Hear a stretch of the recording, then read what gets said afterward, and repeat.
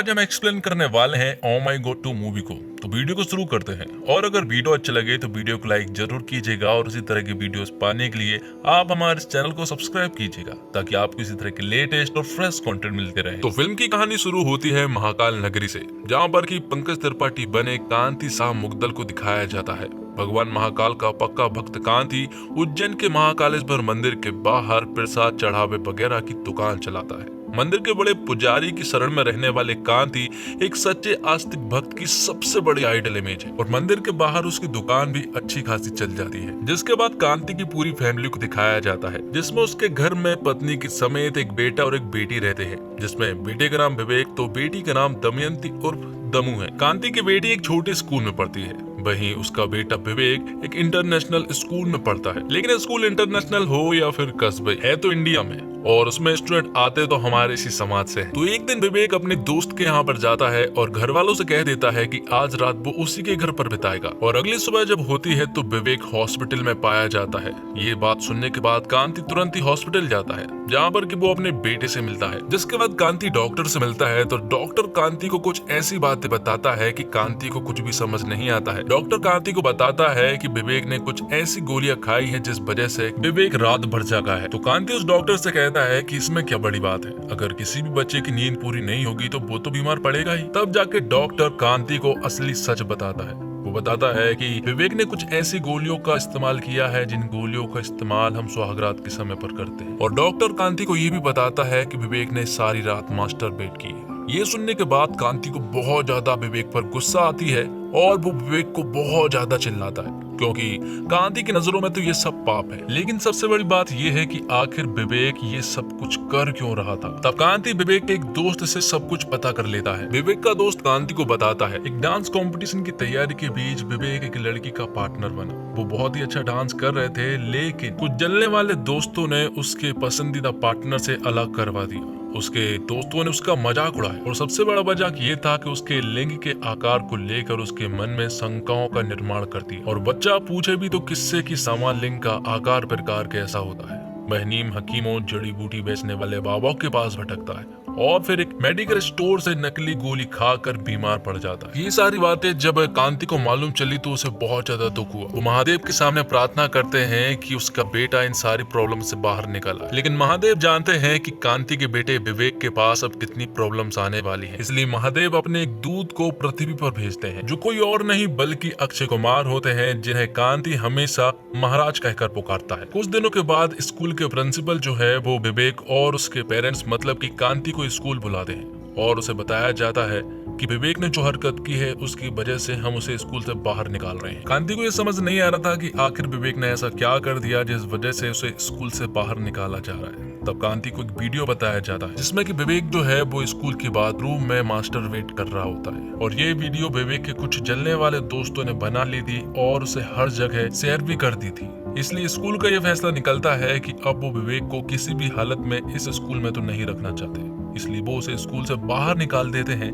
और धीरे धीरे करके ये वीडियो जो है वो पूरे शहर में वायरल हो जाती है। वीडियो इस प्रकार वायरल होती है कि ये वीडियो उसके घर तक भी पहुंच जाती है और अब विवेक और उसकी फैमिली किसी को भी मुंह बताने लायक नहीं है। कांति जब ये सब देखता है तो उसे बहुत ज्यादा गुस्सा आता है, क्योंकि उसकी इमेज जो है वो एक सच्चे श्रद्धा और आस्था वाली है। लेकिन अब वो किसी से आंख उठा के भी बात नहीं कर सकता, इसलिए वो फैसला करता है कि अब वो यहाँ पर नहीं रहने वाले और अब वो कहीं दूसरे शहर में किसी रिलेटिव्स के पास चले जाएंगे। वो उसी रात अपने किसी रिलेटिव्स के पास जाने लगते हैं। वो स्टेशन पहुंचते हैं जहाँ पर कि अगली सुबह की ट्रेन का इंतजार कर रहे थे। लेकिन तभी अचानक से विवेक जो है वो रेलवे की पटरियों पर पहुंच जाता है और आत्महत्या करने की कोशिश करने लगता है। और यहीं पर कांति की एक बार फिर मुलाकात होती है महाराज से, मतलब कि अक्षय कुमार महादेव से। यहाँ पर महाराज जो है कांति से कहता है कि अपने बेटे विवेक को देखो, शायद वो यहाँ पर नहीं है, कहीं और चला गया हो। और वो उसे हिंट दे रहा था कि वो आत्महत्या करने के लिए चला गया है। तब यहाँ पर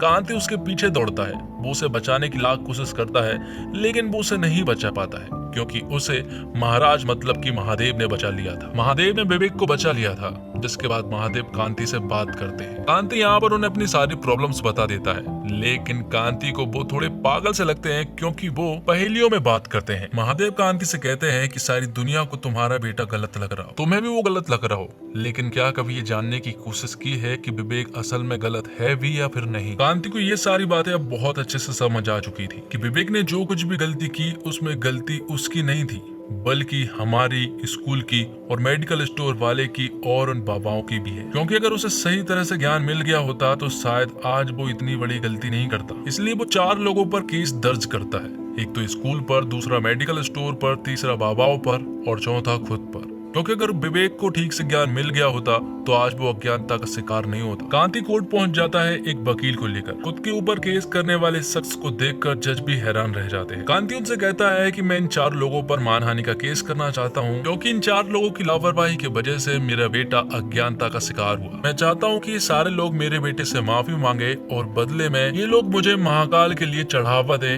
11 रुपए, 21 रुपए, 51 रुपए और 101 रुपए और मेरे बेटे को स्कूल में वापस दाखिला मिले। लेकिन तभी यहाँ पर कामनी नाम की एक वकील की एंट्री होती है जो कि एक बहुत ही तेज तर्रार वकील है। कामनी यहाँ पर जज से कहती है कि इस केस को तुरंत ही डिसमिस कर देना चाहिए, लेकिन बात रखने का एक मौका तो मिलना चाहिए। तो कामनी ये केस अपने अंडर ले लेती है और जो कांति के साथ का वकील था वो इस केस को छोड़ देता है क्योंकि कामनी के सामने उसकी हार पक्की है। तो अब कांति के पास कोई और वकील नहीं था और ना ही इस केस को कोई लेना चाहेगा। तब यहाँ पर वो जज साहब से कहते हैं कि आप मुझे वही दे दीजिए जो हमेशा देते हैं, तारीख। तो जज साहब उसे अगली तारीख दे देते हैं, जिसके बाद से कांति इस केस में लग जाता है। वो इस केस को सॉल्व करने के लिए अब कुछ भी कर सकता था, इसलिए सबसे पहले तो वो इस केस को समझने की कोशिश करता है और फिर ढेर सारी पढ़ाई करता है। वो बहुत सारी बुक्स का अरेंजमेंट करता है जो कि विवेक के पास पहले से ही रखी हुई थी। कांति इस केस को लेकर बहुत ज्यादा सीरियस था। वो दिन रात मेहनत करके इस केस की तैयारियां कर रहा था और सारी चीजों की रिसर्च भी कर रहा था,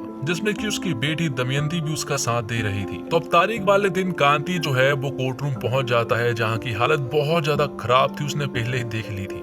तो यहाँ पर कांति सबसे पहले तो कोर्ट को अच्छी तरह से साफ करता है और इस केस को वो खुद हैंडल करने की गुहार लगाता है, जिस पर कि जज भी हाँ कह देते हैं। और सबसे पहले तो वो उनसे थैंक यू कहते हैं क्योंकि कांति ने इस कोर्ट रूम को बहुत अच्छे से साफ किया था। यहाँ पर कांति ने अपने जूते चप्पल को बाहर भी उतार कर आया था। वो कहता है कि ये न्याय का मंदिर है और वो मंदिर में चप्पल पहनकर नहीं आता है, जो बातें जज साहब को बड़ी अच्छी लगी थी। लेकिन अब ये केस एक्सेप्ट नहीं हुआ था और उसी के बारे में यहाँ पर चर्चा हो रही थी। कांति यहाँ पर सभी को सनातन धर्म के 4 स्तंभों के बारे में बताता है, धर्म, अर्थ, मोक्ष और काम के बारे में, जिनमें की अश्लीलता भी है। और अगर इन अश्लीलताओं के बारे में लोग पढ़ना शुरू करें तो उन्हें ये अश्लील नहीं लगेगा। लेकिन कामनी कहती है कि हम किसी भी टॉपिक को उठाकर स्कूल में नहीं पढ़ा सकते। हर स्कूल की क्रेडिबिलिटी होती है जिसकी वो हद में होते हैं। तब कांति उनसे कहता है कि अगर ये सब कुछ पढ़ाया गया होता तो आज ये सब कुछ गलत लगता ही नहीं। तो बहुत सारी डिबेट के बाद यहाँ पर जज साहब जो है वो इस केस को रजिस्टर कर लेते हैं। तो फाइनली ये केस रजिस्टर हो चुका था, जिसके कारण कांति बहुत खुश था।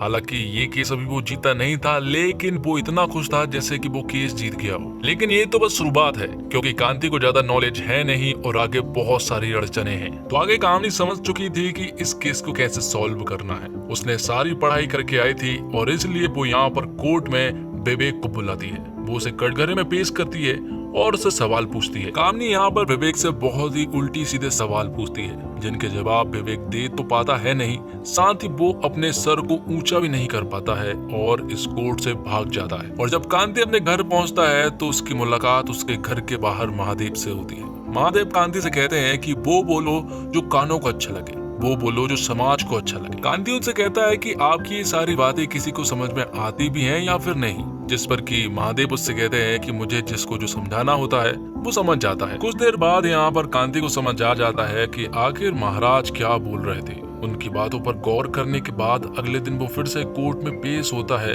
और सबके सामने एक सॉलिड स्पीच देता है। कांति को मालूम है कि आगे कामिनी जो है वो उसकी बेटी दमयंती और उसकी बीवी को भी कटघरे में पेश करने वाली है, इसलिए उसने अपना होमवर्क पहले से ही करके आया था। क्योंकि जो सवाल कामिनी उसकी बीवी और उसकी बेटी से कर रही थी, उनका जवाब जो है वो उसकी बेटी और बीवी बहुत ही ओपन माइंडेड होकर दे रहे थे। जो देखकर कामनी भी बहुत अच्छे से समझ गई थी कि कांति ने अपना होमवर्क पहले से ही करके आया है। अब आगे कामनी जो है वो एक औरत को कटघरे में पेश करती है और वो औरत दरअसल में एक प्रोस्टिट्यूट होती है। और यहाँ पर कामनी सभी को बताती है इनका बच्चा भी स्कूल में पढ़ता है और स्कूल उसे अलाउ भी करता है। स्कूल के बाहर आप जो भी करें लेकिन आपको स्कूल में हद में रहना होगा। अगर स्कूल ने अपने स्टूडेंट को लेकर डिसिप्लिन को लेकर एक एक्शन लिया है तो इसमें क्या बुरी बात है। तो यहाँ पर कांति की बोलती बंद हो जाती है और फिर अगले दिन उनकी मुलाकात होती है महाराज से। यहाँ पर महाराज जो है वो उसे पहली में एक बात बताते हैं कि सवाल नहीं करोगे तो जवाब कहाँ से मिलेगा। सवाल के अंदर ही सवाल है, सवाल के बाद फिर जवाब है, जवाब के बाद फिर सवाल है, सारा सवाल जवाब नहीं होता है। तो अब कांति बहुत अच्छे से समझ गया था कि उसे यहाँ पर बहुत सारे सवाल जवाब करने हैं। तो कांति उसी प्रोस्टिट्यूट को वापस बुलाता है और उसे सवाल करना शुरू करता है। वो उससे कुछ पोजीशन के बारे में बात कर रहा था।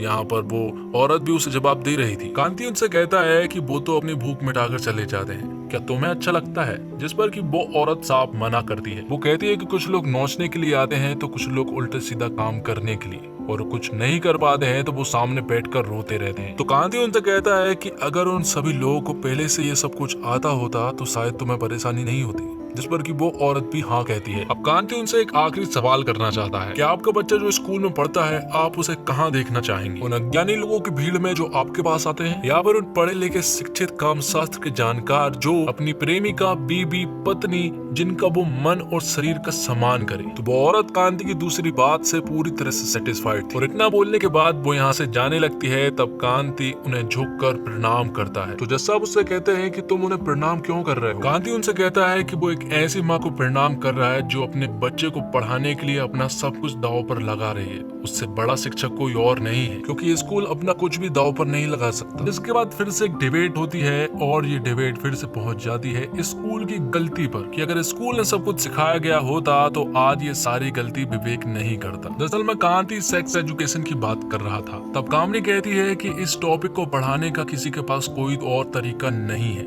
अगर आपके पास कोई तरीका है तो आप बता दीजिए, लेकिन किसी के पास भी कोई तरीका नहीं था। तब कामनी उससे कहती है कि अगर आपके पास कोई तरीका ना हो तो आप इस केस को वापस ले लीजिएगा।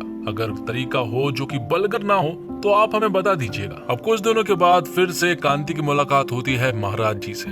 यहाँ पर महाराज जी उसे फिर से अपना ज्ञान देना शुरू करते हैं। वो उससे कहते हैं कि सच को दबाओ मत, सच को बताओ, क्योंकि सच हमेशा नग्न होता है। जो है उसे वैसा बता दो, क्योंकि सत्य सुंदर होता है और सुंदर ही शिव है। वो दोनों यहाँ पर कचौरी भी खा रहे थे और यहाँ पर महाराज कांति को भी एक कचौरी देते हुए कहते हैं कि कचौरी को देखकर खाना, क्योंकि जिस कागज में कचौरी थी उसमें बहुत ही अच्छी कुछ इन्फॉर्मेशन थी जो कि कांति के काम आ सकती थी। अब कांति को ये बात तो बहुत अच्छे से समझ आ गई थी कि उसे सब कुछ खुलकर बताना है, इसलिए अगले दिन वो कोर्ट में ह्यूमन बॉडी के कुछ पोस्टर्स लेकर जाता है जो कि एकदम नग्न थे, जिन्हें देखकर कामनी कहती है कि ये बलगर है और इन्हें हटा देना चाहिए। लेकिन कांति उनसे कहता है कि ये सारे पोस्टर्स स्कूल और प्रयोगशाला में पाए जाते हैं और सारे शिक्षक इन्हीं पोस्टर के द्वारा ह्यूमन बॉडी के पार्ट्स को पढ़ाते हैं, तो फिर इन्हीं पोस्टर्स के द्वारा हम गुप्तांग के बारे में भी आराम से पढ़ा सकते हैं। कांति ये भी कहता है कि जन्म प्रमाण पत्र से लेके मृत्यु प्रमाण पत्र तक उसकी पहचान होती है लिंग, और आज उसी पहचान की बात करने में और बताने में आज हमें शर्म आ रही है। कांति यहाँ पर एक सॉलिड स्पीच देता है जिसके कारण ये केस जो है वो कांति की तरफ झुकने लगा था। लेकिन आखिर में कामनी पब्लिक से पूछती है कि आखिर किन किन लोगों को लगता है कि इस टॉपिक पर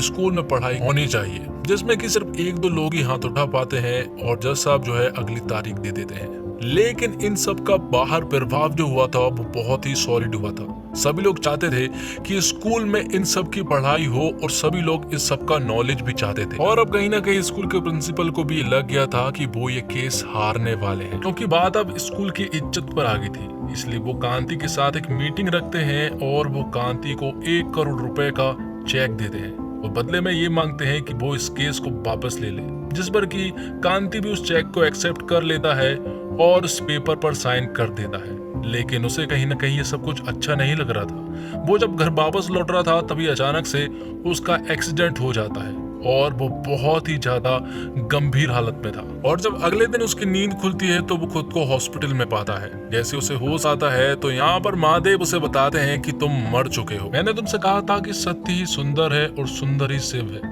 मुझे लगा था कि तुम मेरे इस रास्ते पर चलोगे, लेकिन तुमने दूसरा रास्ता चुना, जिसका परिणाम तो मौत है। जिसके बाद महादेव जो है वो उसे अपने असली गेटअप में आते हैं और उसे बताते हैं कि वो महादेव है, और वो उनसे ये भी कहते हैं कि तुम्हारी मौत के कारण तुम्हारी पूरी फैमिली जो है वो मेरे सामने बैठकर रो रही है। तुमने जो कुछ भी किया उसका बहुत ही गहरा प्रभाव पड़ा है पब्लिक पर, और अब मैं तुम्हें अपनी गलती सुधारने का एक लास्ट मौका दे रहा हूँ, क्योंकि आज लास्ट हेयरिंग है। जिसके बाद महादेव उसे अपनी सुपर कार में बिठाते हैं और यहाँ पर वो फुल स्पीड में उसे कोर्ट ले जाते हैं। आखिर में महादेव उसे आशीर्वाद देते हैं और कहते हैं महादेव अपने भक्तों के साथ हमेशा रहते हैं। तो लास्ट हेयरिंग के दिन कांति अपनी लास्ट स्टेटमेंट देता है। वो कहता है कि ये कहानी 1835 में अंग्रेजों के समय शुरू हुई थी। लॉर्ड मैकाले नाम के आदमी ने यहाँ पर आया था और उसने गुरुकुल की पढ़ाई को खत्म करके अपनी अंग्रेजी पढ़ाई को यहाँ पर लाया और सारी शिक्षा पद्धति को बदल कर रख दी। उस गुरुकुल की पढ़ाई को बदल कर रख दी जहाँ पर की काम शास्त्र भी पढ़ाया जाता था। ब्रिटिश एक्ट के द्वारा पढ़ाई को बदली गई थी, लेकिन आज आजादी के 75 साल हो चुके हैं, लेकिन अभी भी हम उसी पद्धति को अपना कर उन्हीं की पढ़ाई को फॉलो कर रहे हैं। और कहाँ ये ब्रिटिश के लोगों ने गुरुकुल की पढ़ाई को अपने साथ लेकर चले गए, वहाँ पर उन्होंने इस पढ़ाई का नाम आधुनिक पढ़ाई रखा और ये हमसे आगे निकल गए और हम वहीं के वहीं रह गए। थोड़ी देर के बाद यहाँ पर विवेक भी आ जाता है और कामनी उससे सवाल पूछने लगती है कि क्या उसने उस दिन गलत किया था, जिस पर कि विवेक उनसे कहता है उसने जो कुछ भी किया वो गलत नहीं किया, उसने जिस जगह पर किया वो गलत किया। तब वो स्कूल से माफी मांगता है और एक बार फिर से स्कूल में एडमिशन की गुजारिश करता है। तब कामनी उसे कहती है कि ये बहुत ही बेशर्मी वाली बात है कि तुमने जो कुछ गलत किया तुम उसे गलत नहीं मान रहे हो। लेकिन धीरे धीरे करके पूरी पब्लिक जो है वो विवेक को सपोर्ट करने लगती है और कहती है कि विवेक ने कुछ गलत नहीं किया है, क्योंकि हम भी करते हैं और सभी करते हैं। यहाँ पर जितने भी लोग आए थे वो यहाँ पर कांति की बातों से प्रभावित होकर आए थे। तो इस तरह से कांति इस केस को जीत जाता है। और जज साहब कहते हैं कि ये गलती जो है वो एजुकेशन सिस्टम की है, तो जल्द से जल्द एजुकेशन सिस्टम से गुजारिश है कि वो सिलेबस में इस टॉपिक को ऐड करे। और जिन 4 लोगों ने गलती की है वो 11 रुपए, 21 रुपए, 51 रुपए और 101 रुपए कांति को कंपनसेशन के रूप में दे, ताकि वो महाकाल को चढ़ावा चढ़ा सके। और विवेक को भी वापस स्कूल में एडमिशन मिल चुका था। आखिर में कामिनी कांति से कहती है कि आप इस केस को क्यों जीते मैं बताती हूँ। आप परिवार के लिए लड़ रहे थे और मैं व्यापार के लिए। आखिरी में कामिनी कांति से माफी भी मांगने लगता है। तो दोस्तों इसी के साथ ये एक्सप्लेनेशन यहीं पर खत्म होता है। तो उम्मीद करता हूँ आपको वीडियो पसंद आई होगी। वीडियो पसंद आई हो तो वीडियो को लाइक जरूर करें और इसी तरह की वीडियोस पाने के लिए आप हमारे इस चैनल को भी सब्सक्राइब करें, ताकि आपको इसी तरह के लेटेस्ट और फ्रेश कंटेंट मिलते रहे। धन्यवाद।